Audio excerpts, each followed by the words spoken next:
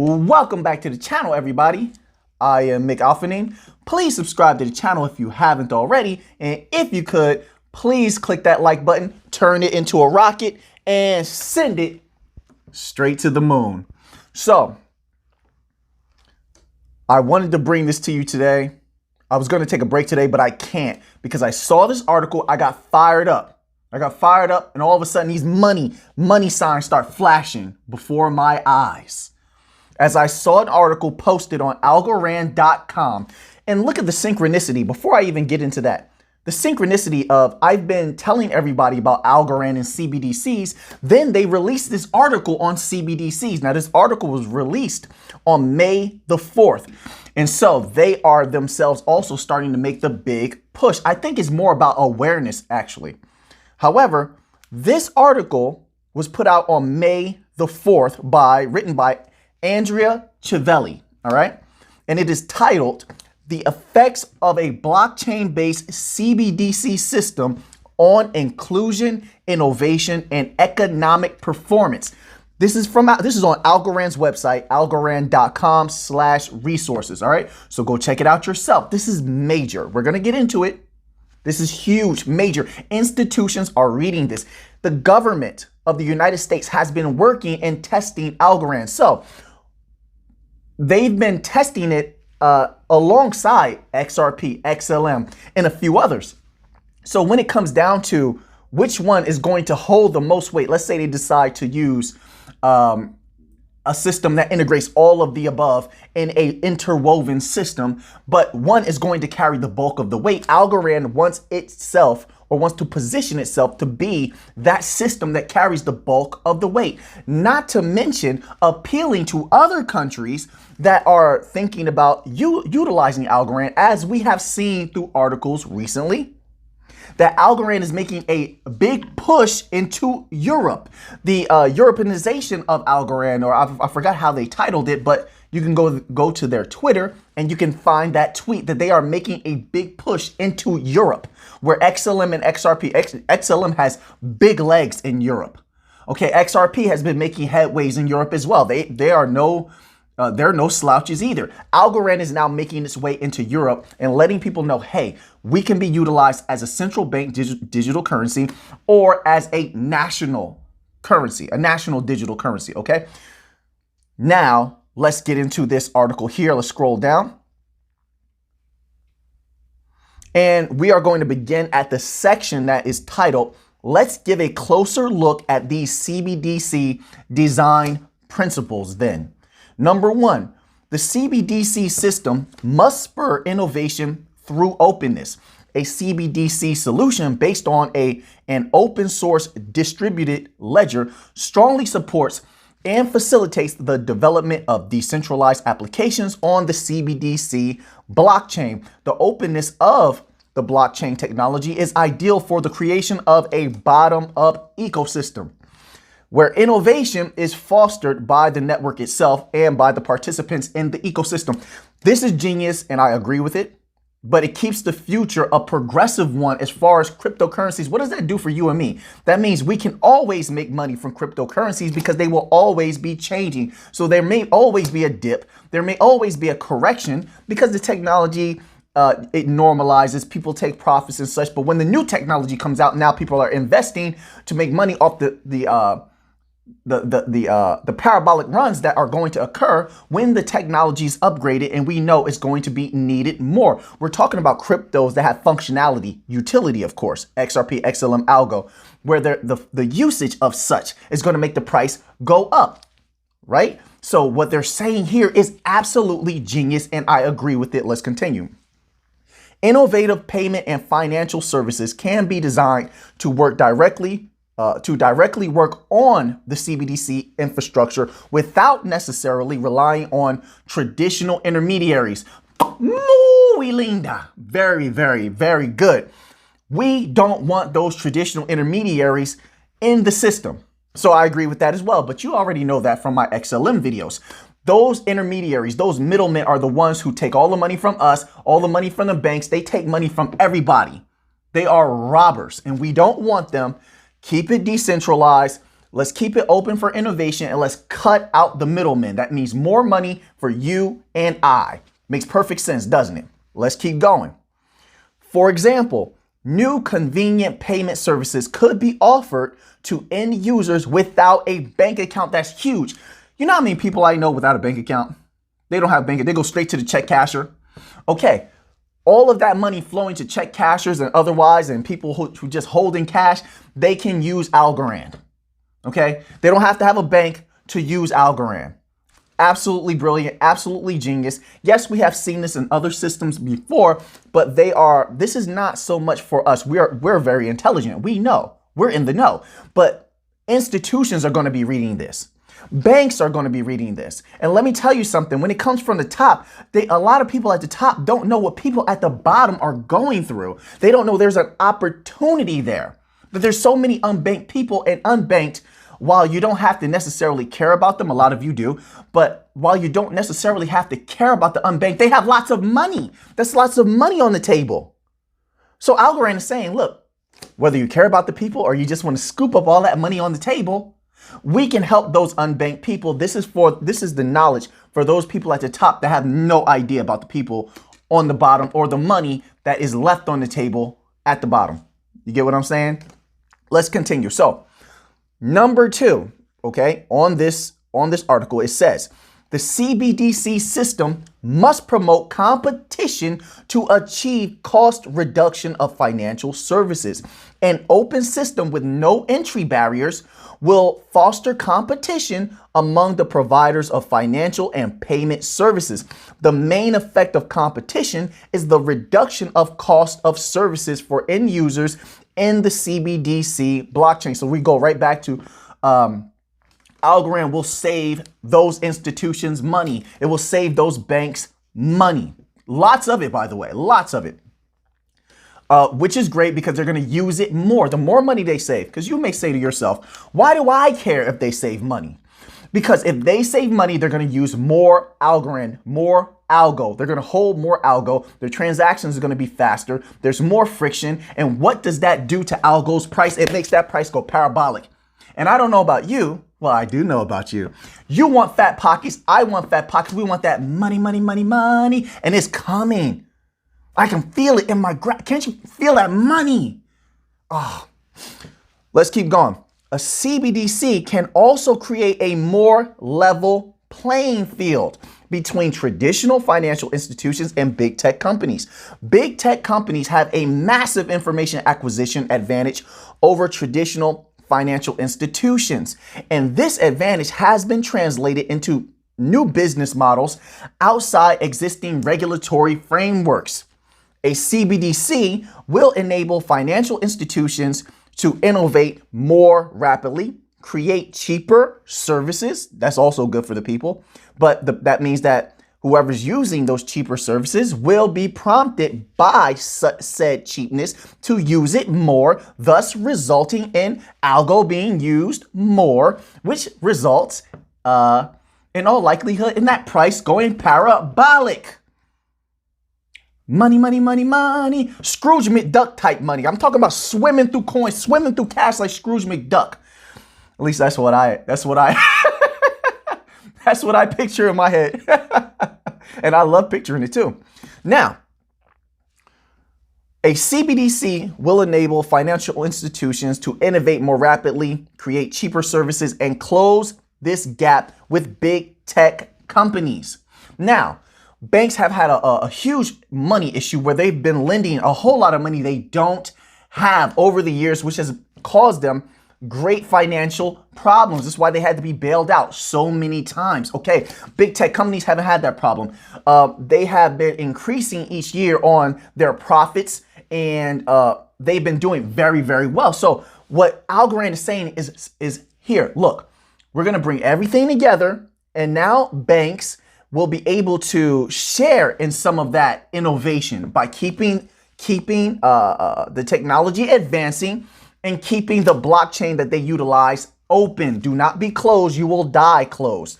But if you are open, you will allow that innovation to come in. It will keep the technology fast, affordable, and fresh, and you can make boatloads of money as a bank by utilizing our system. That is very delicious to banks and institutions. This is a good chess move by Algorand. Releasing this article is very strategic, especially with so many eyes on the crypto sphere right now because of the SEC, because of FinCEN, and because of FAFTA. All of these regulatory bodies that have put institutional eyes. It's not so much about the retail investors, but the institutional eyes have been placed upon crypto. So big money is watching crypto. So this article was placed strategically at this particular juncture so that those companies and those institutions will see it and possibly consider Algorand, right? I mean, you see Kathy Wood the other day was talking about these particular things. She puts out videos, every 2 weeks or such. We're talking big money is going to be seeing this article. Brilliant move, brilliant chess play. Let's go on. There is a number 3. All right. Now, what does this do for us? Well, when we're considering investing in something, we're considering hodling something. Sorry, a hair just like literally went in my eye. We're considering investing in something, whether we're going to take profits or we're going to hodl, it is good for us to know that it's going to be needed. How long can we hodl? How many times can we take profits? Is this going to be something needed in the future? So when we have articles like this, it tells me that Algorand is a company that not only is doing good business deals at the mid-level, but they are looking to dig their feet in deep on the upper level, and that's big money. So as an investor, why wouldn't I want to make tons and tons of money by having a bag of algo? Why would I not? I definitely would. I want a piece of all of those golden coins. I want to know which ones are golden coins. This article, even if I didn't know anything else about Algorand, because some people don't. They don't know anything about a lot of these golden coins. But this article would tell me that Algo is one of the chosen golden coins that is going to make people hundreds of thousands of dollars. Already has, actually, but I mean, in the future time to come. And that's the beauty of coins with functionality. Crypto that has utility is the fact that it's not a one and done thing. These things are going to make hundreds of thousands of dollars for people, possible millionaires, multiple times. That is the beauty of it. Now, the probability of those particular things, when you look at the data and what Algorand is capable of with its speed, its security, its Byzantine system, which is just mind-blowing. If you actually look at the white papers, I definitely suggest reading that. Algorand is a crypto that's here to stay. It will withstand all regulation. And it will benefit from regulation. And it will thrive in the new era of regulated crypto that is to come. Now, let's continue on here. The CBDC must reach a broad base of consumers, including those in the informal economy. For a payment instrument to be universally accepted and trusted, it needs to be available to everyone. Achieving this goal means to find a solution for 2 related challenges as well: full accessibility to the CBDC system and a universal digital identity. Without successfully tackling these 2 issues, a substantial fraction of the population will not only struggle to transact using CBDC, but even to gain access to it.